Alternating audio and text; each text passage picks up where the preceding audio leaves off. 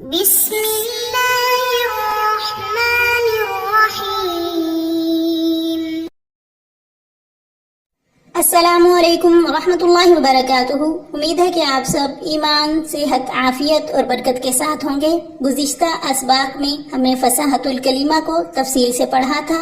آج ہم دروس البلاغہ کے سبق نمبر 6 کو پڑھیں گے، جس کا عنوان ہے فصاحت الکلام۔ تو سب سے پہلے ہم عبارت اور ترجمہ پڑھیں گے، اس کے بعد انشاءاللہ تفصیل پڑھیں گے۔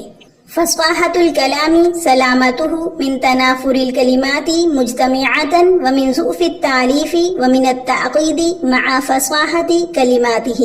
فالتنافر وصف في الكلام يوجب ثقله على اللسان وعسر النطق به، نحو في رفع عرش الشرع مثلك يشرع وليس قرب قبر حرب قبر۔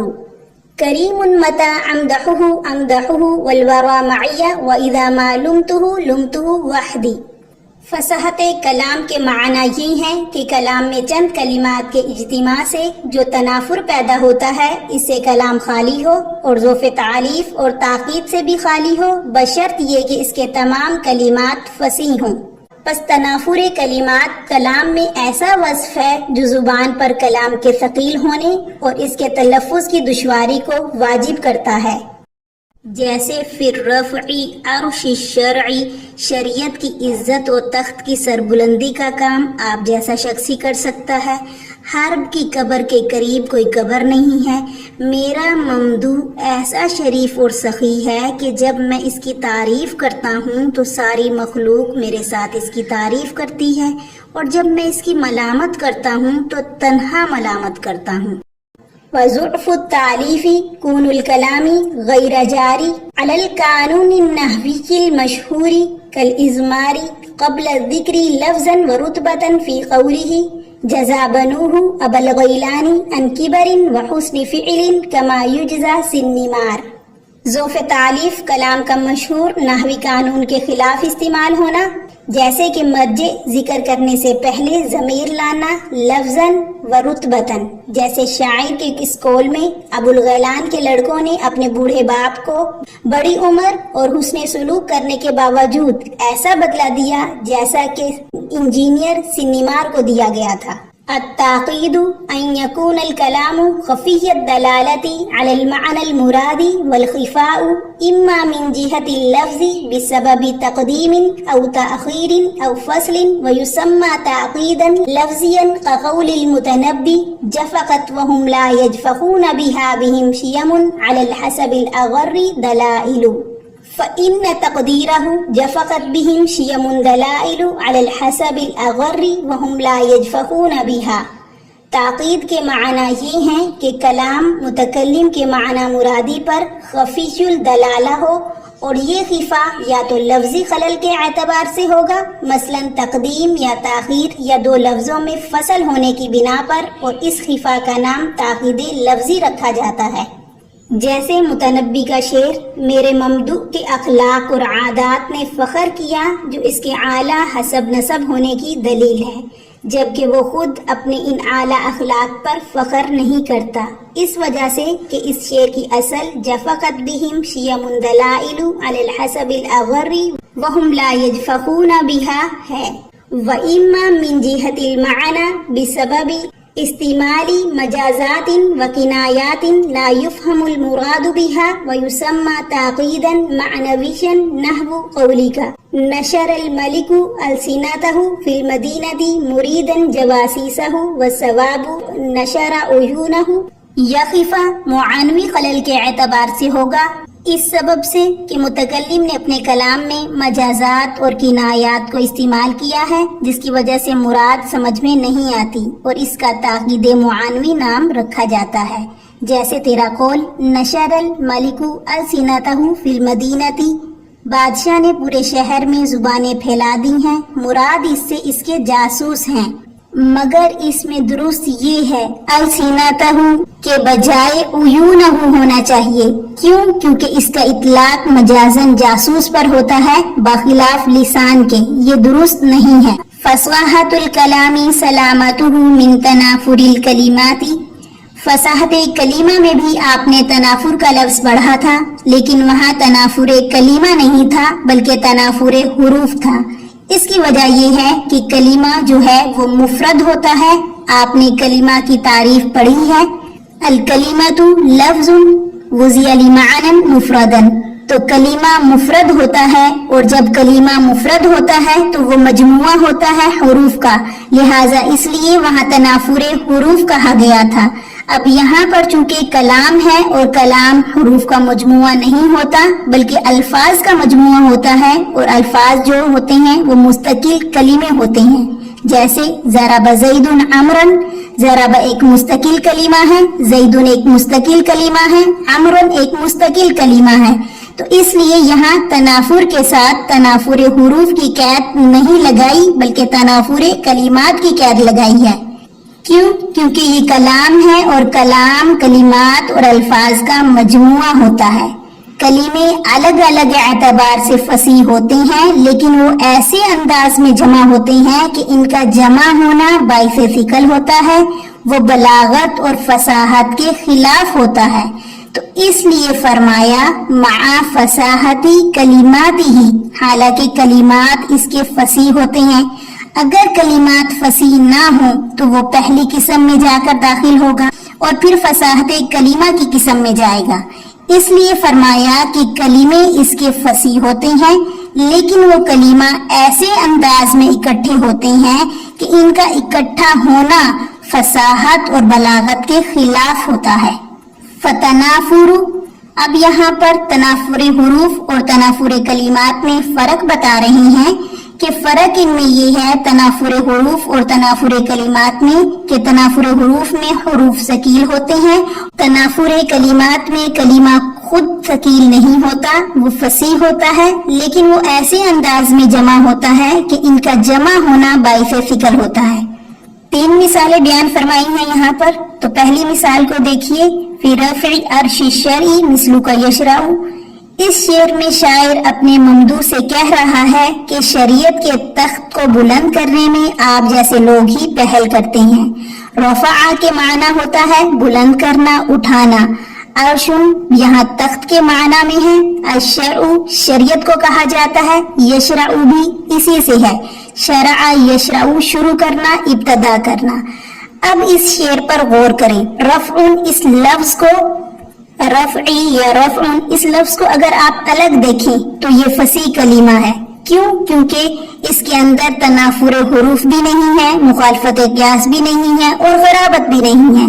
دوسرا لفظ عرش یا عرشی ہے، تو اس لفظ کے اندر بھی کوئی عیب نہیں ہے۔ آگے الشرعی لفظ ہے، یہ بھی فصیح کلمہ ہے، لیکن ہمارے سامنے ترکیب میں ایسے انداز میں واقع ہوتے ہیں کہ زبان سے ان کو ادا کرنا مشکل ہے، اس وجہ سے یہ تنافر کلمات مجتمعاتن ہیں۔ مجتمعن کا مطلب یہ ہے کہ یہ فصیح کلمات ایسے انداز میں اکٹھے ہوتے ہیں کہ ان کا اکٹھا ہونا زبان پر ثقیل ہوتا ہے، ورنہ الگ الگ تو وہ فصیح ہیں۔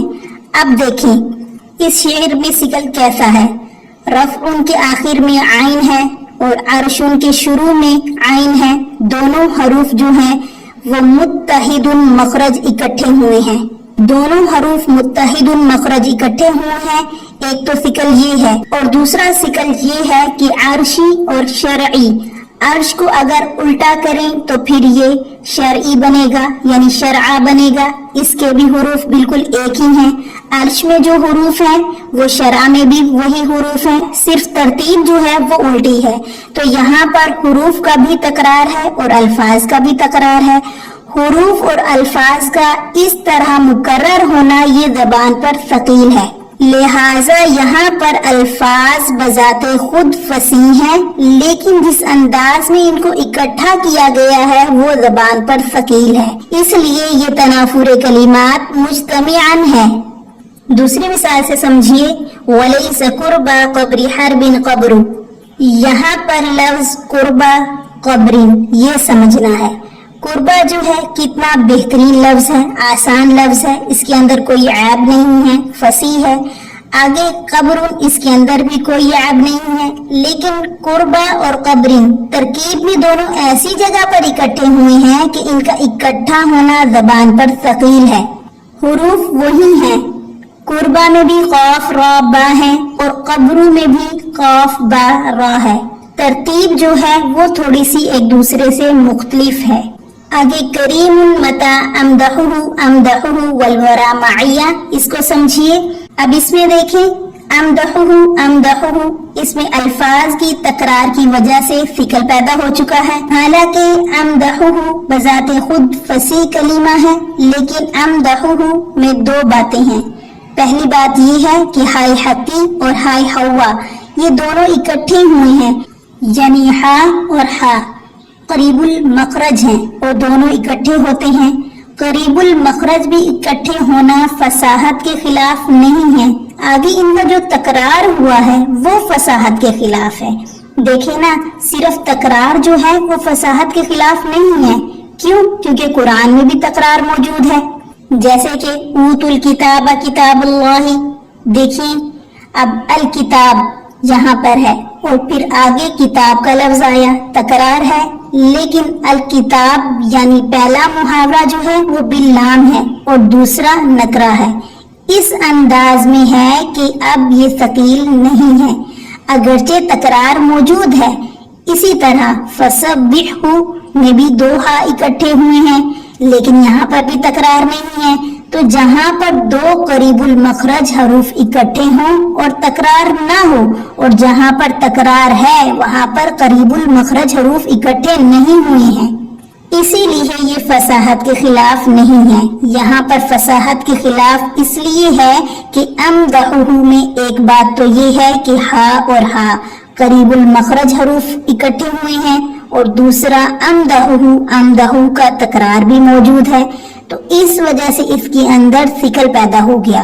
اسی طرح لمتہ میں بھی تکرار ہے، اسی لیے یہ زبان پر ثقیل ہے، اسی لیے یہ تنافر کلمات مجتمعاً ہیں۔ اور دوسری چیز جس سے جملے کا خالی ہونا ضروری ہے وہ ہے ظوف تعریف۔ ظوف کہتے ہیں کمزوری کو اور تعلیف ترکیب کو کہتے ہیں۔ کیوں؟ کیونکہ تعلیف کا مطلب ہوتا ہے آپس میں ایک دوسرے کے ساتھ جوڑنا، معلف کرنا، مرکب کرنا۔ ظوف تعلیف کا لفظی مطلب ہے ترکیبی کمزوری، اور اصطلاح میں ظوف تعلیف کہا جاتا ہے کلام کا مشہور نحوی قانون کے خلاف ہونا۔ مشہور کی قید اس لیے لگائی کہ کلام اگر ایسے نحوی قانون کے خلاف ہو جو کہ مجمع علیہ ہو تو پھر ایسی صورت میں وہ کلام فاسد ہوگا، ضعف نہیں ہوگا، ضعیف نہیں ہوگا۔ ضعیف اس صورت میں ہوگا جب وہ کلام مشہور نحوی قانون کے خلاف ہوگا، جیسا کہ اضمار قبل الذکر لفظاً اور رتبتاً مشہور نحوی قانون کے خلاف ہے، تو اضمار قبل الذکر کہا جاتا ہے۔ ضمیر کو اس کے مرجع سے پہلے ذکر کرنا لفظوں میں بھی اور مرتبے میں بھی۔ یہاں پر ایک بات سمجھ لیجئے کہ عبارت میں عربی کلام میں جہاں آپ ضمیر استعمال کریں گے اس ضمیر کے لیے مرجع کا ہونا ضروری ہے۔ دوسری بات کہ اس مرجع کا پہلے ہونا ضروری ہے، پہلے اس کا گزرنا ضروری ہے تاکہ ضمیر کو ہم اس کی طرف لوٹا سکیں۔ مثال کے طور پر ہم کہیں گے کہ جاء زید الی المدرسۃ ودرس فیہا، کہ زید مدرسے چلا گیا اور وہاں جا کر اس نے پڑھایا۔ دیکھیں جاء زید الی المدرسۃ میں جاء کے لیے آگے زید خود فاعل خود ظاہر کی صورت میں موجود ہے، درس فیہا۔ اب اس مدرسے میں زید نے جو درس دیا، جو سبق پڑھایا، اب دیکھیں درس فیہا میں درسہ کی ضمیر زید کی طرف لوٹ رہی ہے اور زید مرجع پہلے سے موجود ہے۔ تو کلام میں جہاں ضمیر استعمال ہو تو ضمیر کے لیے مرجع کا ہونا ضروری ہے، اور پھر اس مرجع کا پہلے ہونا ضروری ہے، یا تو وہ لفظاً پہلے موجود ہوگا، یا رتبتاً پہلے موجود ہو، یا حکماً پہلے موجود ہو، یا معاناً پہلے موجود ہو۔ یہ ساری تفصیل آپ نے نحو میں پڑھی ہے۔ اگر ایک ایسا اسم جو لفظاً بھی مؤخر ہے اور رتبتاً بھی مؤخر ہے۔ اس کے لیے آپ اگر ضمیر کو پہلے ذکر کریں، یعنی یہ مرجع جو ہے وہ لفظاً بھی بعد میں آ رہا ہے اور مرتبے میں بھی بعد میں آنے والا ہے، تو اس کو اضمار قبل ذکر کہیں گے۔ کیوں؟ کیونکہ ضمیر کو آپ نے پہلے ذکر کر دیا اور مرجع کو بعد میں لفظاً بھی اور رتبتاً بھی۔ کیوں؟ کیونکہ یہ مرجع پہلے سے ہی تاخیر کا مستحق ہے۔ مثال کے طور پر جزا بنوہ ابو الغیلانی عن کبر، اس شعر میں شاعر کہہ رہی ہیں کہ ابو الغیلان کے بیٹوں نے اسے بڑی عمر اور اچھے کام کے باوجود، یعنی حسن سلوک کے باوجود، وہ بدلہ دیا جو سنی مار کو دیا جاتا ہے، لیکن نحوی قاعدے کے خلاف چلے گئے اور اضمار قبل ذکر ہوا ہے۔ اس میں وہ کیسے معلوم ہوگا؟ دیکھیں، اس شعر کا لفظی ترجمہ سنیں۔ اس کے بیٹوں نے ابو الغیلان کو بڑی عمر اور اچھے کام کے باوجود وہ بدلہ دیا جو سنی مار کو دیا جاتا ہے۔ اس کے بیٹوں نے، اس کہہ کر مراد ابو الغیلان ہے، حالانکہ ابو الغیلان کا ذکر ابھی تک نہیں آیا۔ ایک چیز کے ذکر سے پہلے اس کی طرف ضمیر لوٹانا، یہ اضمار قبل ذکر کہلاتا ہے، جو اس شعر کے اندر ہے، جس کی وجہ سے اس شعر کے اندر ضعف تعلیف ہو گئی ہے، یعنی جوڑ کے اندر کمزوری، جس کی وجہ سے وہ فصیح نہیں رہا۔ اور تیسری چیز جس سے جملے کا خالی ہونا ضروری ہے، وہ ہے تاکید۔ تاکید کہتے ہیں گرا لگانا، مشکل کرنا۔ اس کا تعلق لفظ سے بھی ہے، اسے کہتے ہیں تاکید لفظی، جیسے تقدیم، تاخیر، بات کو آگے پیچھے کر دینا، بیچ میں فاصلہ لے آنا، جیسے جفقت وهم لا يجفقون بها بهم شيم على الحسب الاغر دلائل۔ اس شعر کا لفظی ترجمہ یہ ہوگا کہ فخر کرتے ہیں اور وہ اس پر فخر نہیں کرتے، عمدہ اخلاق جو اونچے حسب پر دلالت کرنے والے ہوں۔ تو اس کا لفظی ترجمہ تو بہت مشکل ہو گیا۔ اب یہاں شاعر کہنا کیا چاہتا ہے؟ تو شاعر نے یہاں تعریف بیان کی ہے اور کہا ہے کہ فخر کرتے ہیں عمدہ اخلاق ان لوگوں پر جو اونچے ہیں، اور وہ اخلاق بھی ایسے ہیں جو اونچے حسب پر دلالت کرنے والے ہوں۔ اور ان لوگوں کا حال کیا ہے جن پر فخر کرتے ہیں؟ وہ ایسے ہیں کہ وہ ان اخلاق پر فخر نہیں کرتے، یعنی ان کے نزدیک وہ اخلاق بھی کچھ بھی نہیں ہے۔ آگے چلیے، تاکید معنوی یہ کہتے ہیں مشکل غیر واضح قسم کے مجازات، کنایات لے کر آنا، جیسے نشر الملک السنتہ فی المدینہ، بادشاہ نے شہر میں اپنی زبانوں کو پھیلا دیا، یعنی جاسوسوں کے لیے زبانوں کا لفظ لے کر آئے تو یہ بہت مشکل ہو گیا۔ ویسے عام طور پر آنکھ کا لفظ استعمال کیا جاتا ہے جاسوسوں کے لیے، کہ بادشاہ کی آنکھیں ہر طرف ہیں، اور کان کا لفظ بھی استعمال ہوتا ہے، جیسا کہ کہا جاتا ہے کہ دیواروں کے بھی کان ہوتے ہیں، یعنی جاسوس ہوتے ہیں۔ لیکن جاسوسوں کے لیے زبان کا لفظ لانا یہ بہت ہی مشکل، عجیب اور غیر مستعمل سا ہے، جس کی وجہ سے جملے کے اندر تاکید، مشکل پن پیدا ہو گیا۔ آج کے سبق کے متعلق کچھ سوالات ہیں، ان کو نوٹ کر لیجئے۔ فصاحت کلام کی تعریف۔ نمبر 2، فصاحت کلام کا کن چیزوں سے خالی ہونا ضروری ہے؟ نمبر 3، تنافر کلمات کیا ہیں؟ نمبر 4، ضعف تعریف کا کیا مطلب ہے؟ نمبر 5، تاکید کی کتنی قسمیں ہیں اور کون کون سی ہیں؟ نمبر 6، تاکید کی قسموں کی تعریف اور وضاحت کریں۔ یہ تو تھا فصاحت کلام کا بیان، آگے ہم انشاءاللہ فصاحت متکلم پڑھیں گے۔ جزاکم اللہ خیرا۔